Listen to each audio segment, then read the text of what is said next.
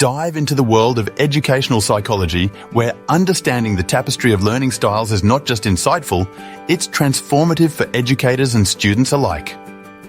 The VARK model shines a spotlight on 4 distinct learner types. Visual learners thrive on imagery and spatial understanding, while auditory learners absorb knowledge through sound and rhythm. Reading-writing learners engage with the written word, finding solace in texts and notes.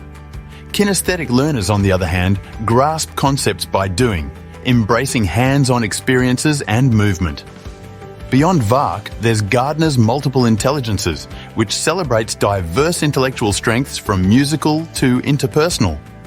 Fleming's VAK model streamlines learning styles to visual, auditory and kinesthetic, excluding the reading-writing preference. However, the key to unlocking potential isn't just in catering to these preferences. Modern research advocates for a blend of teaching methods, engaging every learner's capacity. After all, the human mind is complex, often straddling multiple learning styles, eager for a rich tapestry of educational experiences.